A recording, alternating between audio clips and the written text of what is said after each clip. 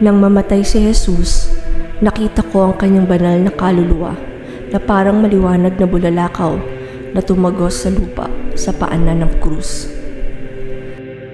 Kasama niyang bumaba si Anghel Gabriel at marami pang ibang mga anghel.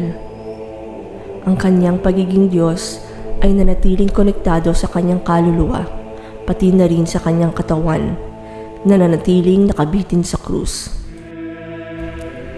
Hindi ko maipaliwanag kung paano nangyari ito, kahit na klarong-klaro ko itong nakita sa aking isip.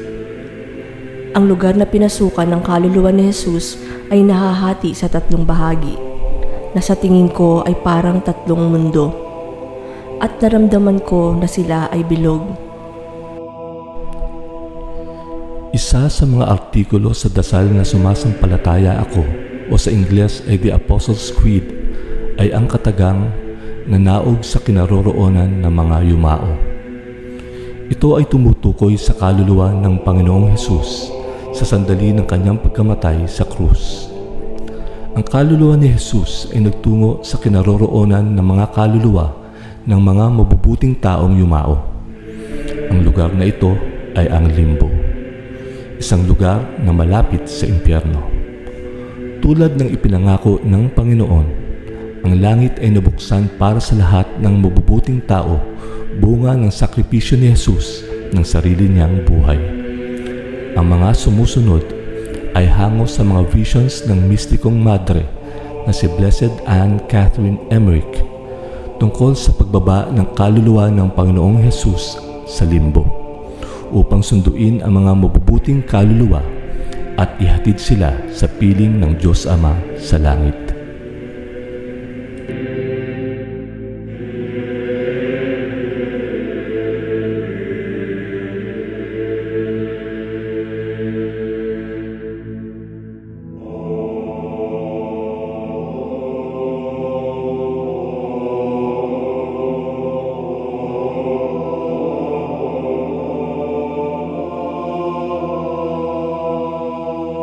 Nakita ko ang isang maliwanag at magandang lugar na malapit sa limbo.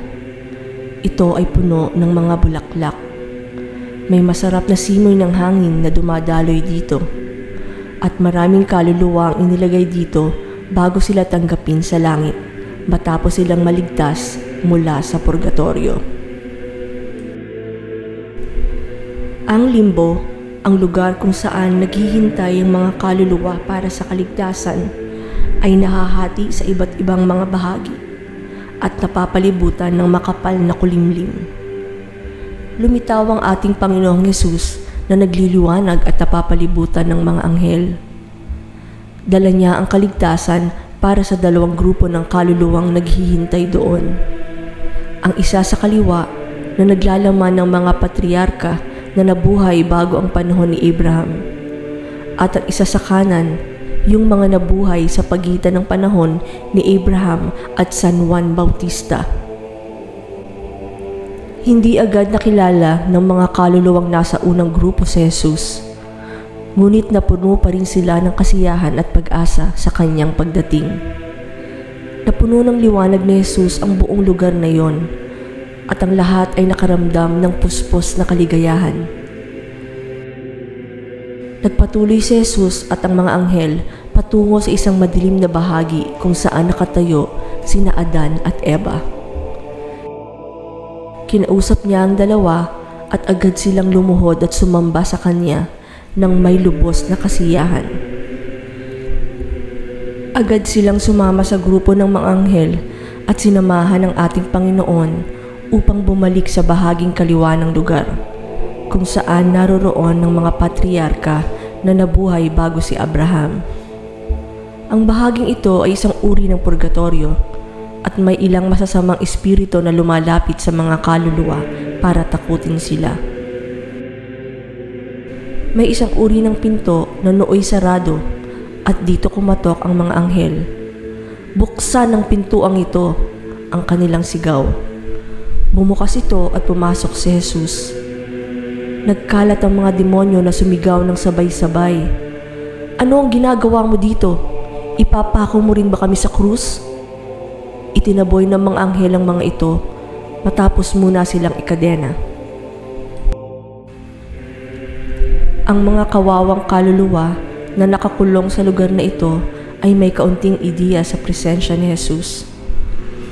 Ngunit sa sandaling nagpakilala siya, nagsisigaw sila sa kasiyahan at tinanggap siya ng buong puso at pananampalataya.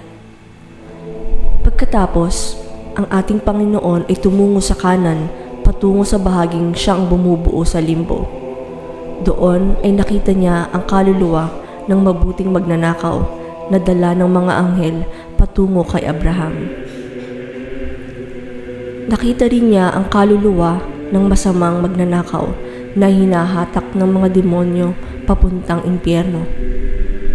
Kinausap ng Panginoon ang parehong magnanakaw at pagkatapos ay pumasok siya sa bahaging iyon patungo kay Abraham kasama ang maraming mga anghel at banal na kaluluwa. Sa pagpasok dito, pakiramdam ko ay pumapasok ako sa loob ng isang simbahan.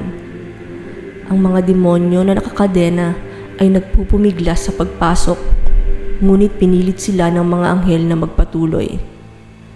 Ang lahat ng mga banal na nabuhay bago ang panahon ni Kristo ay nagtipon doon.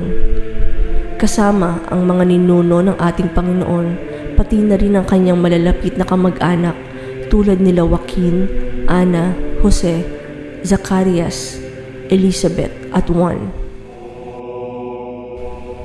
Nang pumasok ang ating Panginoong Jesus, ang lahat ay umawit ng himno ng pasasalamat sa kanyang pagdating at sa pagtupad niya sa pangako ng kanilang kaligtasan. Sila'y nagpataripa at sinamba siya, at ang mga masasamang espiritu na nakakadena ay napilitang umamin sa kanilang pagkatalo.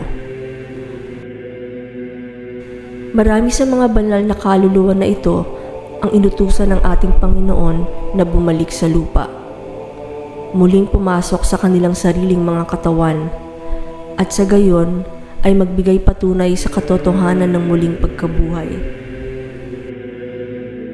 Sa sandalingang iyon, maraming patay ang lumabas sa kanilang mga libingan sa Jerusalem at nagdulot ng malaking takot sa buong syudad.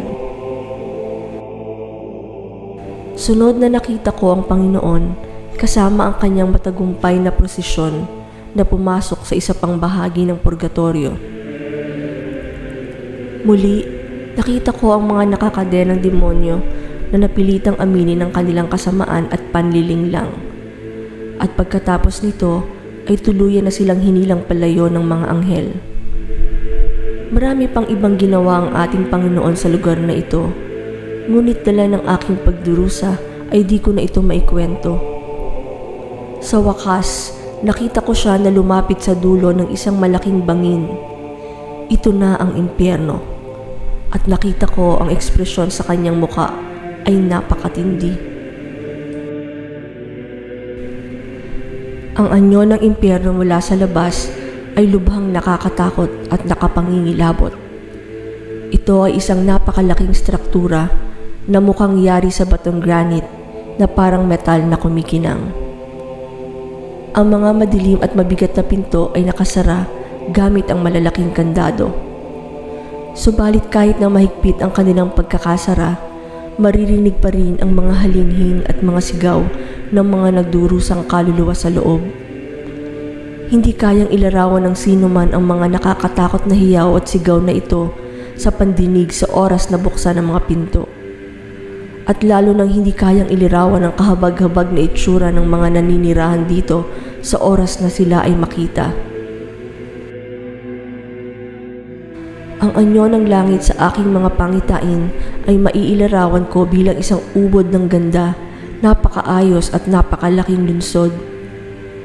Malalaman mo ang antas ng kaluwalhatian ng mga nakatira doon sa pamamagitan ng karangyaan ng kanilang mga palasyo, o ang kahanga-hangang mga hardin na puno ng magagandang bulaklak at prutas. Ang impyerno ay may kaparehong istruktura, ngunit ang lahat dito ay kabaliktaran. Madilim, mabaho at siksikan. Bawat bagay dito ay naglalayong punuin ang isipan ng mga sensasyon ng sakit at kalungkutan. Sa langit, lahat ay kapayapaan at walang hanggang pagkakaisa. Ang simula, gitna at wakas ng lahat ng bagay ay malinis at perpektong kaligayahan. Ang mga naninirahan sa kasiyasiyang tahanan na ito ay umaapaw sa tuwa at kagalakan. Ang mga hardin ay puno ng mga magagandang bulaklak at ang mga puno ay nag-uumapaw sa masasarap na prutas na nagbibigay ng walang hanggang buhay. Sa lungsod ng impyerno, wala kang makikita kundi mga kalunos-lunos na piitan, madilim na kuweba, nakakatakot na disyerto, at mabahong sahig na puno ng lahat ng uri ng nakalalason at nakasusuklam na hayop. Sa langit, matatanaw mo ang kaligayahan at mapayapang pagkakaisa ng mga santo. Sa impyerno, walang katapusang mga eksena ng kaguluhan at bawat uri ng kasalanan at katiwalian. Alinman sa pinakanakasisindak na imaheng pwedeng maisip o anumang uri ng nakakilakilabot na mga pagpapahirap ang siyang nandito. Lalong nagpapabigat sa kalooban ng mga kawawang kaluluwa dito ay ang katotohanan na ang parusang ipinato sa kanila ng makapangyarihang Diyos ay makatarungan at karapat-dapat lamang ayon sa kanilang mga kasalanan. At makikita ang nakakatakot na ahas ng impyerno na nilalamon ng sino man na naging biktima ng bisyong noon siya ay nabubuhay pa. Sa madaling salita, ang impyerno ay templo ng hirap at pagkawalang pag-asa, habang ang kaharian ng Diyos ay ang templo ng kapayapaan at kaligayahan. Madaling maintindihan ito kapag nakita, ngunit halos imposible itong ilarawan ng malinaw. Ang malakas na ingay ng mga sumpa, pagmumura, mga sigaw ng kawalan ng pag-asa at mga nakakatakot na pananalita ay parang kulog na sumabog ng buksan ng mga anghel ang mga pintuan ng impyerno. Unang nagsalita ang ating Panginoon sa kaluluwa ni Judas habang pinilit ng mga anghel ang lahat ng mga demonyo na kilalanin at sambahin si Jesus. Mas gugustuhin pa ng mga demonyong makaranas ng pinakamatinding sakit at pagpapahirap kaysa sa ganitong kahihiyan.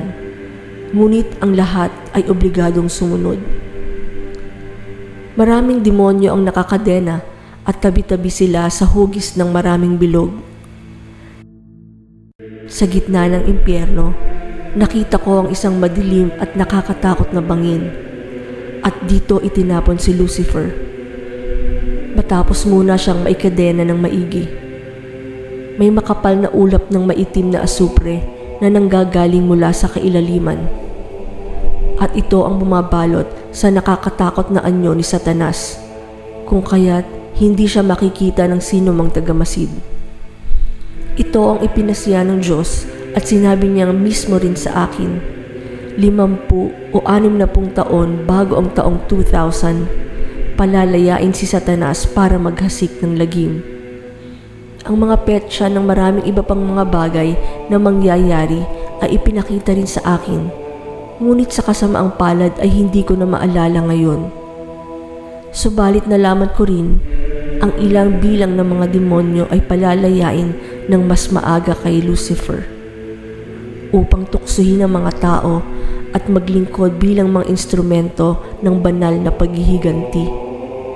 Sa tingin ko, ang ilan ay pinalaya na sa kasalukuyang araw at ang iba ay palalayain sa lalong madaling panahon.